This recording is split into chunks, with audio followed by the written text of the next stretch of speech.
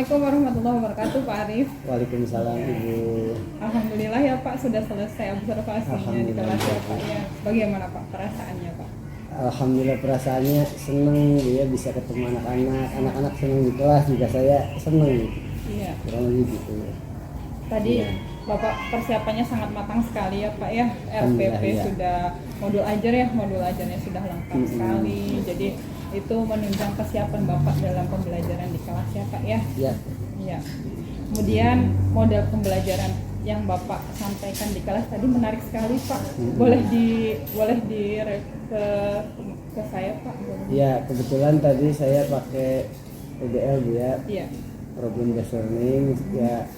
Saya mengondisikan anak-anak itu dari minggu kemarin Bu, Ibu. Dari minggu kemarin saya sudah melakukan tes diagnostik untuk bagaimana berjalan PBL di minggu ini sesuai dengan minat mereka gitu.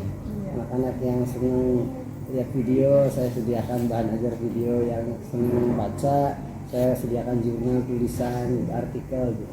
Sehingga mereka antusias gitu di kelas. Iya, saya juga melihatnya Pak, sehingga pembelajarannya itu tercapai ya Pak, tujuan pembelajaran dengan maksimal. Tadi saya juga lihat Bapak tuh di awal pembelajaran siswa diajak untuk berdoa gitu ya, terus menanyakan kabar siswa. Terus Bapak juga ketika ada pengelompokan Bapak dapat mengondisikan kelas dengan baik. Terus Bapak juga ketika ada siswa bertanya Bapak langsung responnya bagus sekali. Ya. Nah itu Bapak berarti menerapkan pembelajaran sosial emosionalnya dengan baik Bapak. Iya, memang sejak mulai tahun-tahun ini saya berusaha menerapkan bagaimana PSE ini ada di dalam kelas supaya mereka lebih sadar akan dirinya, lebih tahu tentang dirinya dan lebih bermakna pembelajarannya. Betul sekali. Gitu. Iya, itu sebagai insight buat saya Pak. Jadi saya kan wah lihat Pak Arif nih gitu siswa jadi senang gitu ya. Kalau gurunya iya betul, kalau gurunya saja udah bagus seperti ini, siswanya juga saya yakin akan lebih bagus lagi gitu Pak. Kemudian tadi saya juga lihat Bapak dalam pembelajaran berdiferensiasi juga terlihat Pak, konten Bapak itu sangat bervariasi. Terus Bapak juga menyediakan beberapa alternatif pemecahan masalah yang Bapak sampaikan kepada kelas itu. Ya, saya boleh mengetahui strategi yang Bapak kuatkan itu apa ya Pak, bisa sebagus itu Pak? Ya, yang pasti kita sebagai guru itu harus punya persiapan. Artinya mau tidak mau kalau kita mau masuk ke kelas harus persiapan, artinya dari bahan ajarnya, mau apa yang digunakan di kelas itu harus persiapan. Jangan sampai kita tidak punya persiapan. Ada istilah begini, kalau kita gagal mempersiapkan sama saja berencana untuk gagal gitu. Maka persiapan ini penting.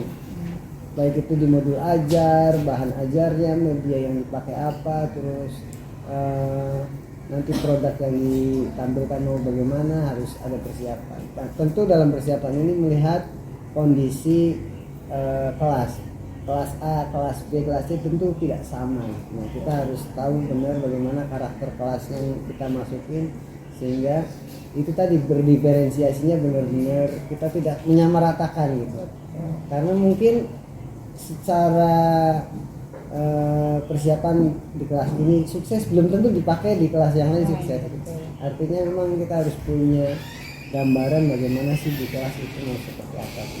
Berarti Bapak ini menerapkan pembelajaran diferensiasi yang menyesuaikan kebutuhan siswa ya Pak ya? Iya, tentu harus menyesuaikan. Itu. Walaupun sama lingkungannya SMA 1 Sumber Bu ya, tapi karakter kelas beda-beda, anak-anak keadaannya berbeda gitu. Bagus sekali Bapak, dan itu bisa menjadi contoh buat saya Pak. Siap ya. ya. Kalau boleh tahu tadi Bapak tuh melakukan penilaiannya dengan seperti apa, soalnya waktu Bapak dalam proses pembelajaran, dalam penilaian apakah punya strategi sendiri, Bapak tidak membawa penilaian saat berkeliling ke kelompok itu? Nah, untuk penilaian karena ini sebenarnya proses PBL ini saya setting 2 pertemuan ya. Untuk pertemuan ini tadi cuma observasi saja melihat. Memang observasinya tidak saya bawa karena lingkupnya kan kelompok tidak terlalu banyak, sehingga saya nanti biasanya setelah pembelajaran baru kelompok ini gimana penilaiannya kelompok ini gimana gitu. Oke. Nah minggu depan barangkali nanti ada namanya tes formatif untuk anak-anak sesuai materi yang sudah diajarkan. Ya, berarti Bapak melakukan strategi penilaian yang baru membuat catatan kecil ya Pak ya, ketika Bapak berkeliling di setiap kelompok, Bapak catat gitu seperti itu ya Pak ya. Ya tidak apa-apa, itu fleksibel saja Pak, karena pembelajaran berdiferensiasi itu pembelajaran yang fleksibel yang memenuhi kebutuhan. Yang penting tujuan pembelajaran kita itu tercapai ya Pak. Tadi saya melihat Bapak juga sudah tercapai. Tadi yang pertama kan Bapak tuh tujuan pembelajarannya memahamkan siswa tentang supaya taat dengan hukum ya Pak. Tadi anak juga sangat antusias dalam menjawab soal gitu, artinya itu tercapai. Kemudian yang kedua, tujuan pembelajaran Bapak yaitu siswa dapat mengetahui norma aturan dalam hukum di Indonesia ya Pak ya. Tadi juga dalam presentasi saya lihat siswa sangat antusias dalam menjawab, terus umpan balik yang sangat membangun. Ya itu kan kenapa kita bisa, anak-anak bisa senang gitu. Karena kita tidak cuma menampilkan materi aja. Ibu bisa lihat tadi misalnya ketika kita norma ada gambar-gambar atau apa namanya ya, kayak stiker-stiker yang mendukung materi itu, sehingga anak bisa oh iya ternyata kayak gitu ya. Misalnya kayak tadi misalnya ibu lihat ada gambar orang naik motor nggak pakai helm. Betul. Nah ini kan akhirnya mereka secara tidak langsung paham, oh di jalan tuh harusnya pakai helm gitu. Ada polisi yang trik gitu kan. Gitu. Pak Arif, terima kasih sekali sudah memberikan saya banyak penemuan, banyak contoh gitu ya Pak ya. Semoga kita bisa menjadi guru yang lebih baik lagi, dan terima kasih atas kesempatan dan atas waktunya dan izinnya saya mengobservasi Bapak di kelas. Saya yang harus terima kasih karena ini kebetulan observasi itu Ibu, saya tuh pengen dilihat apakah sudah baik, apakah belum. Sudah baik sekali atau Bapak. Misalnya perlu perbaikan di area mana gitu, barangkali nanti kapan-kapan bisa masuk lagi gitu. Ya nanti insya Allah ya Pak ya. Siap. Tapi saya lihat Bapak sudah menguasai semua pembelajaran dari awal, dari kegiatan pendahuluan, kegiatan inti sampai kegiatan penutup. Bapak tuh sangat runtut, sangat indah sekali gitu ya. Siswa juga aktif, dan terima kasih Bapak. Itu saja, semoga bermanfaat ya Pak untuk saya. Siap. Bapak. Mohon maaf lahir batin ya Pak ya. Saya cukupkan Pak. Wassalamualaikum warahmatullahi wabarakatuh. Waalaikumsalam. Ibu silakan umpan balik untuk kami. Bagaimana Ibu umpan balik untuk kami pada saat proses pasca observasi ini Bu? Baik, terima kasih. Assalamualaikum warahmatullahi wabarakatuh. Waalaikumsalam warahmatullahi wabarakatuh. Dari pantauan Ibu atau pengamatan Ibu dari pelaksanaan coaching tadi, alhamdulillah tadi sudah memenuhi 7 sampai 8 kriteria.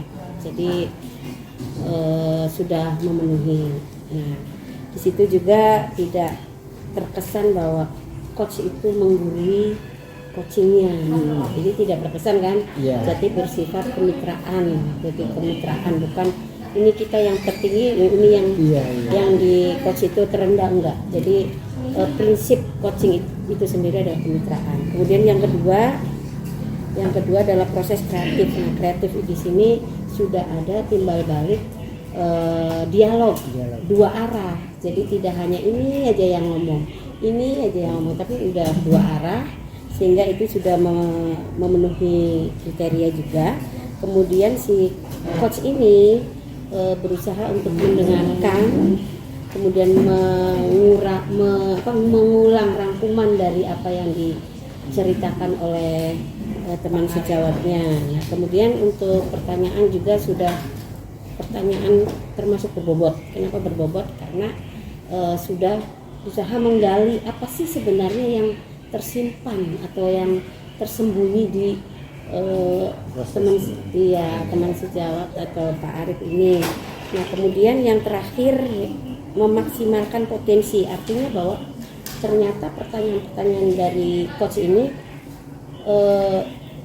sudah dijawab sesuai dengan potensinya si teman sejawat, kompetensinya sendiri, diucapkan sendiri, bukan Bukan dikasih tahu tesnya, ya. bukan. Jadi itu sudah memenuhi kriteria, menggalinya itu, menggali potensinya itu akhirnya terpenuhi juga. Nah, namun di sini ada suatu percakapan awal yang kelewat mungkin ya, kelewat karena apa ya? Seharusnya coaching ini ini menyampaikan tujuannya, bukan tujuan pembelajaran, tapi tujuan datang, tujuan ingin bersilaturahmi ke coachnya gitu. Nah, ininya juga ada timbal balik pertanyaan, ada apa nih yang nanti menyampaikan tujuan itu aja sih yang tapi masih memenuhi syarat 7 sampai 8 kata. Alhamdulillah. Jadi sudah memenuhi kriteria. Itu aja mungkin umpan balik dari saya. Terima kasih. Wassalamualaikum warahmatullahi wabarakatuh. Waalaikumsalam. Terima kasih Ibu sudah Sama-sama. menemani kami melakukan proses coaching sehingga Pak Arif gimana, merasa lega, Iya, senang lega. ya Pak. Oke. Terima kasih Pak sudah Siap. membantu.